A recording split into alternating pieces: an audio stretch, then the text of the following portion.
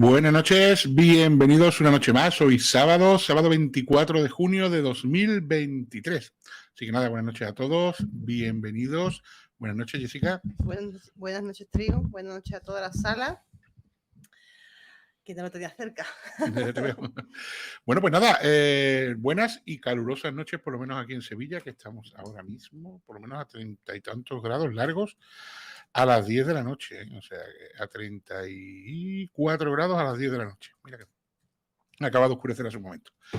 Bueno, están pasando muchas cositas por el mundo. Está la cosa en Rusia que parece que se está complicando. Puede ser que se inicie una guerra civil, parece ser. Ya hablaremos de ello, si acaso, en el directo actualidad del martes. Hoy toca, ya sabéis, el crimen de Pioz, que hemos estrenado el documental o programa, o llamadlo como queráis, la semana pasada. Yo lo llamo documental, mucha gente se ríe cuando lo llamamos documental, no sé si querrán hacerlo de menos, pero bueno, para mí no dejan de ser documentales, por lo menos un documental es algo que te cuenta, ¿no? De forma gráfica y te documenta, bueno, pues yo lo considero documental, hay gente que se ríe cuando lo llamo documental, pero bueno, me parece que tendría esa categoría, no sé cómo llamarlo, pero bueno, llamarlo como queráis, programa o documental sobre el crimen de Pioz. Bueno, la gente ha estado diciendo lo fuerte que ha sido este primer capítulo, deseando ver el segundo, pero es verdad que ha habido gente que ha dicho que cuando hablan del tema de niños y tal, pues le es bastante duro, ¿no? Ese tipo de casos, Trio.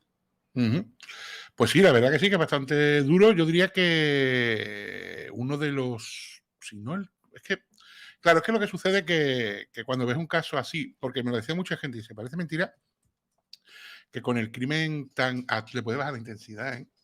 Sí, Si quieres, le puedes dar a menos, pero es que se me está viendo que la gente me decía, parece mentira un crimen tan atroz como es el crimen de Pioz, y aunque todos lo conocemos más o menos, ¿vale? Porque al final casi todo el mundo conoce el crimen de Pioz, ¿no? Todos los que somos de aquí de España hemos escuchado hablar del crimen de Pioz, pero realmente, estoy sudando, que hace calor, ¿eh?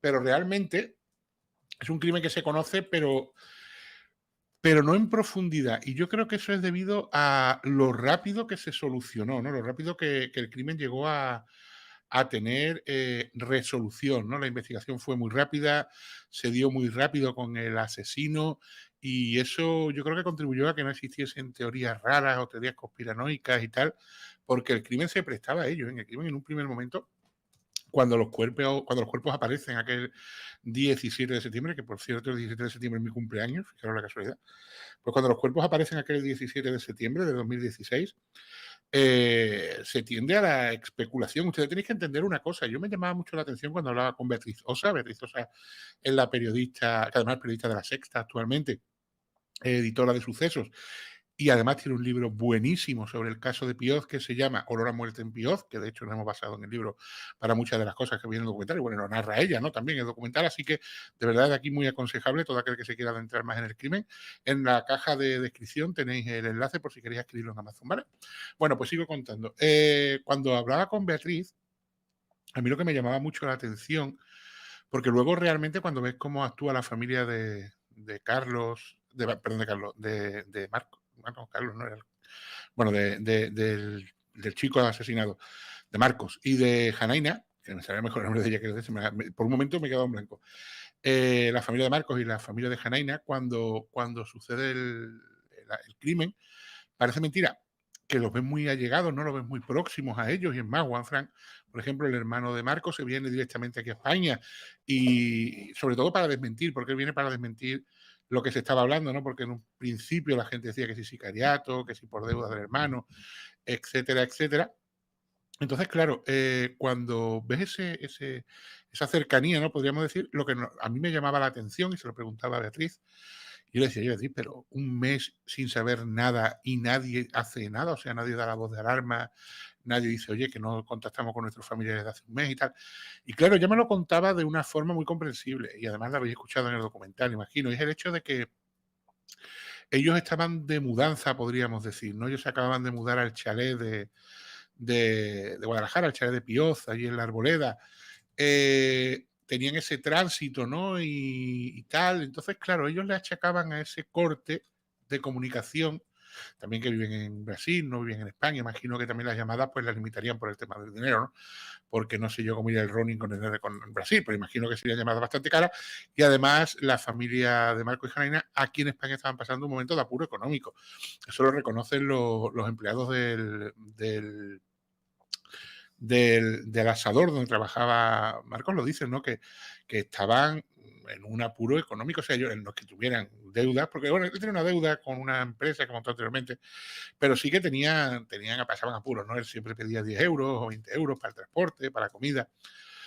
O sea, que no estaban bien económicamente. Es más, su hermano Juanfran venía a España el día 23, creo que era de septiembre, para quedarse a vivir con ellos y hacer frente a la mitad del alquiler. O sea, Juanfran iba a pagar la mitad del alquiler de la casa de Pío, que era unos 600 euros, creo, 600 o 650 euros era el alquiler que pagaban por aquel chalet, ¿no?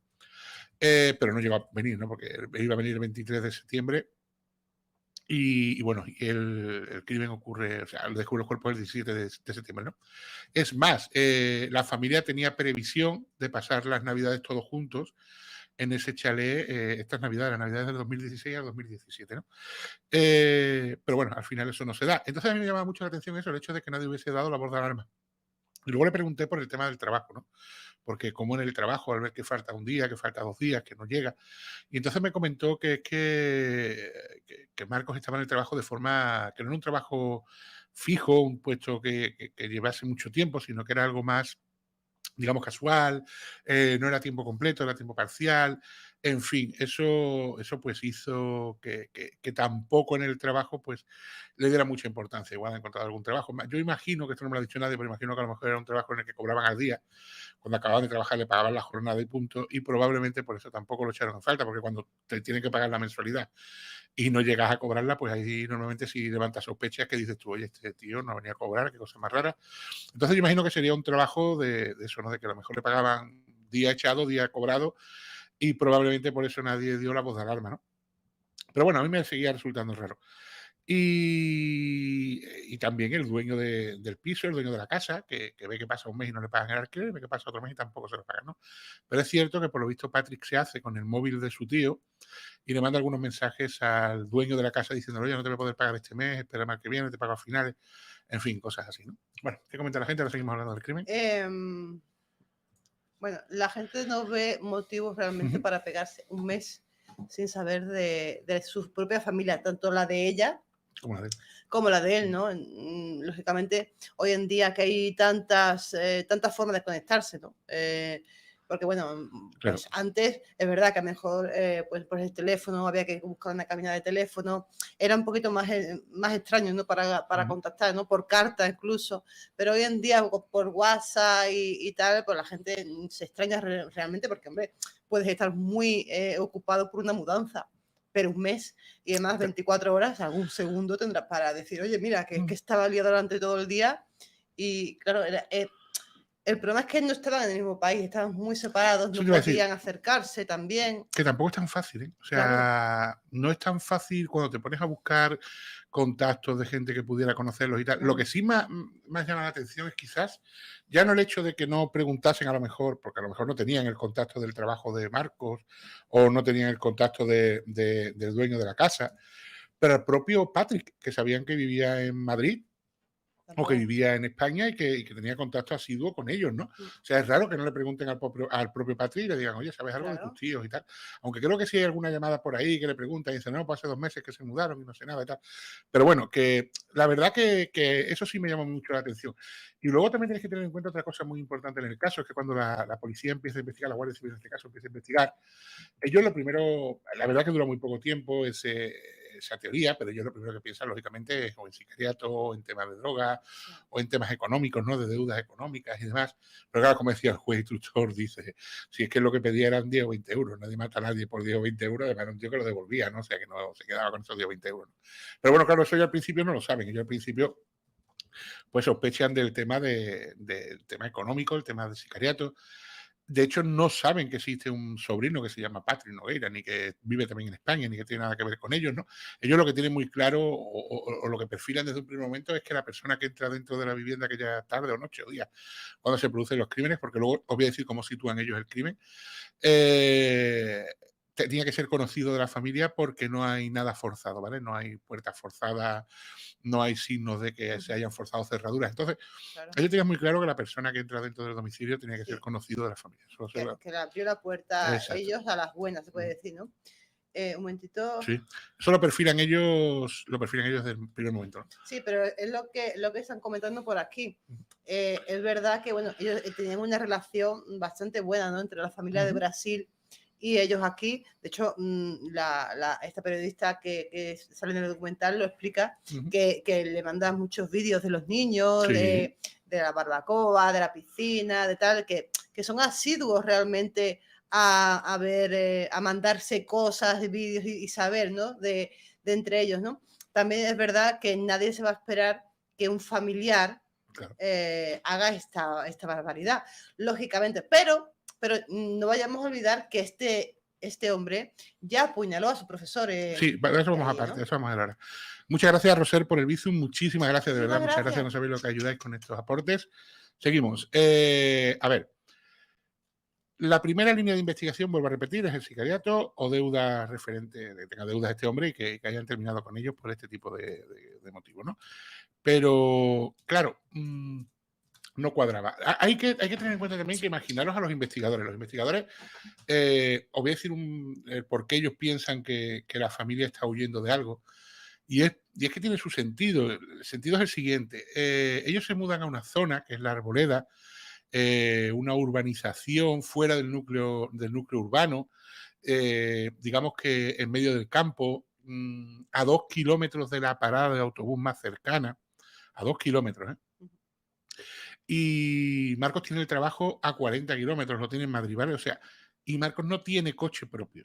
¿Qué quiero decir con esto? Es muy extraño que una persona sin coche propio mueva a toda su familia a una urbanización de la que la parada de autobús más cercana la tienes a 2 kilómetros. Y además que tu trabajo está a 40, ¿no? Entonces, eso hacía sospechar en un primer momento a la Guardia Civil, a la UCO, cuando se pone manos a la obra y empieza a investigar. Pues hostia, qué raro, una familia que llega aquí a una urbanización perdida de la mano de Dios, porque estaba perdida de la mano de Dios, como aquel que dice, ¿no? Como comentan los vigilantes de allí, ¿no? Aquí no suele venir guardia civil, no suele venir policía, es una zona muy tranquila. De hecho, muchas de estas casas se han llegado a coger incluso plantaciones de marihuana y demás, no sé qué. Claro, eso a la gente le hace pensar, o le hacía pensar en un primer momento, que incluso al inmobiliario que gestiona el tema, le hizo pensar en un primer momento pues que ellos venían huyendo de algo, ¿no? O sea, una familia que viene aquí a 2 kilómetros de la parada del autobús sin medio de locomoción propio, ¿no? Que es que para todo tienes que depender de alguien. De hecho, Marcos se pegaba un tute cada vez que iba y venía del trabajo diario porque tenía que salir por la mañana temprano, coger andar primero los 2 kilómetros y pico hasta la parada, coger el autobús, luego volver, andar otros los 2 kilómetros y pico hasta su casa, en fin, que era una cosa bastante, Un poquito más raro, bastante ¿no? laborioso, o digamos laboriosa, ¿no? La que tenía que hacer Marcos todos los días. Entonces, claro, cuando imaginaros en la postura de la Guardia Civil, ¿no? Se encuentra con aquello, una familia brasileña que empieza a vivir allí, aislada de todo el mundo, sin coche. Entonces, claro, pues para ellos sí era una duda muy grande y además una sospecha muy grande de que huían de algo, ¿no? De algo de alguien, ¿no? Y por eso se fueron a vivir allí, por eso el hecho de que ahora alguien hubiese acabado con su vida, probablemente de la persona o las personas que ellos estaban huyendo, ¿no? Pero claro, tenía su sentido para pensarlo también, ¿eh? Ujú. Bueno, tengo preguntitas, Trio. Claro, dale. Empezamos, esta es de BBLH. Ujú. Dice, tengo una pregunta, ¿fue planeado? ¿Cuál era el motivo? ¿Y por qué él quería matarlos? O sea, no parece que haya estado claro. A ver, vamos a olvidarnos en este tipo de crímenes o en este tipo de sucesos, con este tipo de perfiles criminales, ¿no? Como es el de Patrick Nogueira. Vamos a olvidarnos de intentar buscar una causa que las personas que no somos psicópatas podamos llegar a comprender. O sea, ¿qué quiero decir con esto? Vamos a olvidarnos de que, vamos a pensar que no vamos a encontrar nunca la causa que nosotros digamos, hostia, mira, pues por eso a lo mejor no. No, él va a dar la suya, ahora diré cuál es, pero nunca vamos a nunca, no intentemos que una mente como la de Patrick Nogueira nos dé una explicación razonable o que una persona normal entendería, ¿no?